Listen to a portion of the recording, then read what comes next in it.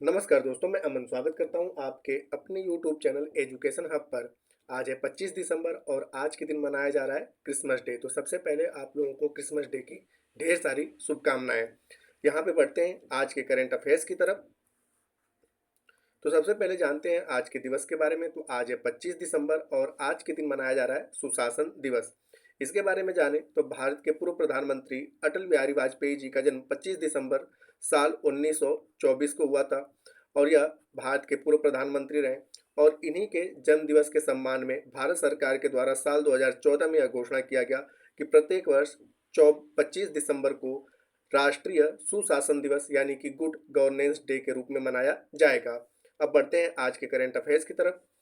तो यहाँ पर है कि प्रत्येक वर्ष 25 दिसंबर को कौन सा दिवस मनाया जाता है। तबला दिवस, सुशासन दिवस, क्रिसमस डे या उपरोक्त सभी।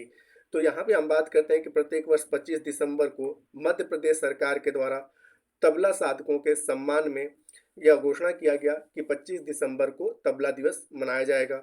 जैसा कि मैंने बताया कि भारत के पूर्व प्रधानमंत्री अटल बिहारी वाजपेयी के जन्म दिवस के उपलक्ष्य में भारत सरकार के द्वारा साल 2014 में यह घोषणा किया गया कि 25 दिसंबर को सुशासन दिवस के रूप में मनाया जाएगा। और क्रिसमस डे की बात करें तो ईसाई धर्म के मान्यता के अनुसार ईसा मसीह का जन्म 25 दिसंबर को हुआ था, जिसके कारण प्रत्येक वर्ष 25 दिसंबर को क्रिसमस डे के रूप में मनाया जाता है। तो इस प्रकार से सही आंसर होता है डी, कि यह सभी दिवस जो है 25 दिसंबर को मनाए जाते हैं। अगला प्रश्न है कि किस देश ने महिला अंडर 19 T20 एशिया कप का खिताब जीता है।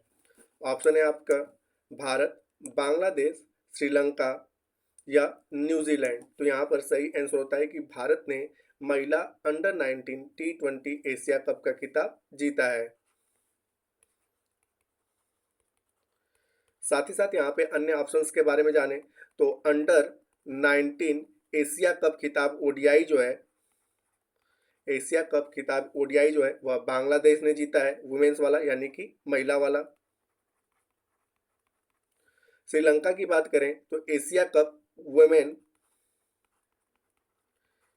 एशिया कप महिला 2024 का खिताब जो है वह श्रीलंका ने जीता है। और महिला T20 वर्ल्ड कप का खिताब जो है वह न्यूजीलैंड ने जीता है। साथ ही साथ यहाँ पे हम भारत से रिलेटेड कुछ अन्य करंट अफेयर्स को जानते हैं। तो साल 2025 में होने वाला दृष्टिहीन महिला T20 विश्व कप की मेजबानी जो है भारत के द्वारा की जाएगी। पुरुष जूनियर हॉकी एशिया कप का खिताब जो है भारत ने जीता है। महिला एशियाई हॉकी चैंपियनशिप ट्रॉफी का टाइटल खिताब भी भारत ने जीता है। भारत के डी गुकेश ने वर्ल्ड चेस चैंपियन का खिताब जीता और साथ ही साथ सबसे कम उम्र के यह वर्ल्ड चैंपियन चेस के क्षेत्र में बन गए हैं। भारत साल 2025 में विश्व मुक्केबाजी कांग्रेस की मेजबानी करेगा और T20 वर्ल्ड कप पुरुष 2024 का खिताब भारत ने अफ्रीका को हराकर अपने नाम किया है। तो यह भारत से रिलेटेड रिसेंट में खेलों से संबंधित करंट अफेयर्स हैं। बढ़ते हैं अगले प्रश्न की तरफ। यहाँ पे प्रश्न है कि अमेरिका का अखबार है बॉस स्ट्रीट जर्नल और इसने अपने अखबार में किस राज्य को साल 2025 के लिए चर्चित वैश्विक गंतव्यों में मान्यता दी है। ऑप्शन है उत्तर प्रदेश, गुजरात, छत्तीसगढ़ या मध्य प्रदेश। तो यहाँ पर अमेरिका का जो चर्चित अखबार है बॉस स्ट्रीट जर्नल, इसने मध्य प्रदेश को साल 2025 के लिए चर्चित वैश्विक गंतव्यों के रूप में मान्यता दिया है। तो सही आंसर होता है डी। यहाँ पे अब जानते हैं मध्य प्रदेश सरकार के बारे में। तो जैसा कि आपने पता है कि वर्तमान समय में मध्य प्रदेश के जो मुख्यमंत्री हैं वो मोहन यादव हैं और मध्य प्रदेश का कैपिटल जो है भोपाल है और मध्य प्रदेश का इकोनॉमिक कैपिटल बोला जाता है इंदौर को। और अभी हाल ही में चर्चे में था इंदौर, क्योंकि इंदौर शहर में भिखारियों को भीख देने के लिए 1 जनवरी से नया कानून लागू हो जाएगी। अगर कोई व्यक्ति इंदौर में भिखारियों को भीख दे रहा है तो उसके खिलाफ FIR दर्ज किया जाएगा।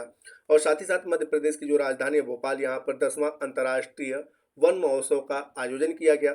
और मध्य प्रदेश का एक शहर है ग्वालियर, और मध्य प्रदेश के शहर ग्वालियर को अभी हाल ही में यूनेस्को के द्वारा संगीत का शहर घोषित किया गया है। साथ ही साथ यहाँ पे हम अन्य ऑप्शंस के बारे में जाने तो अभी चर्चे में था उत्तर प्रदेश, क्योंकि उत्तर प्रदेश का अयोध्या जिला उत्तर प्रदेश में सबसे अधिक पर्यटनों को लाने वाला जिला बना है। तो अगर आपसे पूछा जाए कि उत्तर प्रदेश में सबसे अधिक पर्यटक उत्तर प्रदेश के किस जिले में आए, तो यहाँ पर होगा नाम अयोध्या का। गुजरात की बात करें तो गुजरात के बनासकांठा जिले का मसाली गांव देश का पहला सौर सीमा गांव बना है। तो यहाँ पे ये भी पूछा जा सकता है कि मसाली गांव किस राज्य का है, तो गुजरात का है और यह देश का पहला सौर सीमा वाला गांव बना है। और छत्तीसगढ़ के खुड़मारस नामक गांव को संयुक्त राष्ट्र ने सर्वश्रेष्ठ पर्यटन गांव का दर्जा दिया है। तो ये सारे फैक्ट आप याद रखिएगा। बढ़ते हैं अगले प्रश्न की तरफ। तो अगला प्रश्न है यहाँ पर कि राष्ट्रीय मानवाधिकार आयोग के अध्यक्ष कौन बने हैं।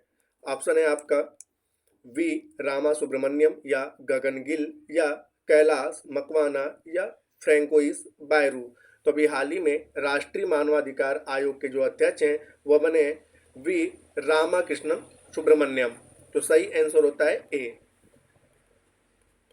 अब यहाँ पे जानते हैं एनएचआरसी के बारे में, नेशनल ह्यूमन राइट कमीशन के बारे में। तो इसका गठन जो है 12 अक्टूबर साल 1993 को किया गया था। और अगर बात करें कि उत्तर प्रदेश में इसका गठन कब किया गया था, तो उत्तर प्रदेश में इसका गठन जो है वह 4 अप्रैल साल 1996 में हुआ था। और जैसा कि आपने पता है कि प्रत्येक वर्ष 10 दिसंबर को हम लोग विश्व मानवाधिकार दिवस के रूप में मना लेते हैं। अब बढ़ते हैं कुछ यहाँ पे अन्य ऑप्शंस के बारे में। तो अभी हाल ही में चर्चे में थे गगन गिल, और यह चर्चे में रहने के कारण है कि साहित्य अकादमी पुरस्कार साल 2024 जो है वह गगन गिल को दिया गया है। और कैलाश मकवाना की बात करें तो मध्य प्रदेश के नए डीजीपी के रूप में नियुक्त किए गए कैलाश मकवाना। और फ्रैंकोइस बायरू जो है यह फ्रांस के नए प्रधानमंत्री नियुक्त हुए हैं। अगला जो प्रश्न है, नेशनल ई विधान एप्लीकेशन से जुड़ने वाला भारत का पहला राज्य कौन बना है। कर्नाटक, केरल, उत्तराखंड या हिमाचल प्रदेश। तो यहाँ पर सही आंसर होता है कि नेशनल ई विधान एप्लीकेशन से जुड़ने वाला भारत का जो पहला राज्य है वह हिमाचल प्रदेश है। तो सही आंसर होता है डी। साथ ही साथ यहाँ पे अन्य ऑप्शंस के बारे में चर्चा करें तो अभी हाल ही में था चर्चे में कर्नाटक, और कर्नाटक चर्चे में इसलिए था कि मंदिरों को टैक्स लगाने वाला, ठीक है, मंदिरों को टैक्स लगाने वाला भारत का पहला राज्य बन गया है कर्नाटक। बात करते हैं केरल की, तो भारत का पहला पेपरलेस हाई कोर्ट जो बना है वह केरल का बना है।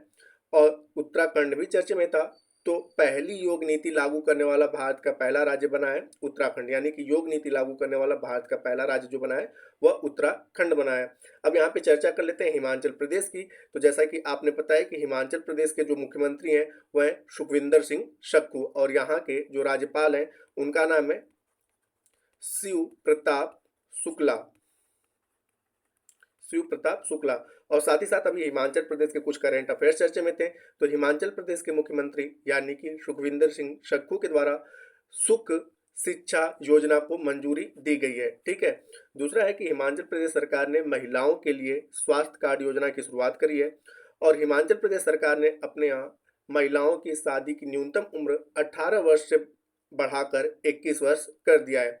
ड्रोन नीति लागू करने वाला भारत का पहला राज्य जो है वह हिमाचल प्रदेश ही है। और अभी चर्चे में था हाटी समुदाय, तो ये भी पूछा जा सकता है कि हाटी समुदाय किस राज्य से बिलोंग करता है। तो हाटी समुदाय जो है वह हिमाचल प्रदेश से बिलोंग करता है, और इसे हिमाचल प्रदेश सरकार ने अनुसूचित जाति का दर्जा दिया है। तो ये हिमाचल प्रदेश से संबंधित कुछ करंट अफेयर्स थे। अब समय है पिछले सेशन में पूछे गए प्रश्न का उत्तर देने का। तो पिछले सेशन में आपसे पूछा गया था कि राष्ट्रीय किसान दिवस प्रत्येक वर्ष किस दिन मनाया जाता है। तो जिसका सही उत्तर था 23 दिसंबर। जैसा कि मैंने बताया, भारत के पूर्व प्रधानमंत्री चौधरी चरण सिंह जी के सम्मान में प्रत्येक वर्ष 23 दिसंबर को राष्ट्रीय किसान दिवस के रूप में मनाया जाता है। अब समय है आज के प्रश्न का। तो आज का प्रश्न है कि साल 2025 में दृष्टिहीन महिला T20 विश्व कप की मेजबानी कौन सा देश करेगा। ठीक है, यहाँ पर है आंसर कौन सा देश करेगा। ऑप्शन है अमेरिका, भारत, यूएई या ब्रिटेन। तो जिसका सही आंसर आप हमें कमेंट बॉक्स में दे सकते हैं। आपके कमेंट का हमें इंतजार रहेगा। दोस्तों वीडियो पसंद आए तो वीडियो को लाइक करें, कमेंट करें तथा अपने दोस्तों के साथ शेयर करें और चैनल पर नए तो चैनल को सब्सक्राइब अवश्य करें तथा इस पीडीएफ के लिए आप हमारे टेलीग्राम से जुड़ सकते हैं जिसका लिंक वीडियो के डिस्क्रिप्शन में दिया हुआ है। तो वीडियो के अंत तक बने रहने के लिए धन्यवाद। मिलते हैं जल्दी नेक्स्ट वीडियो में।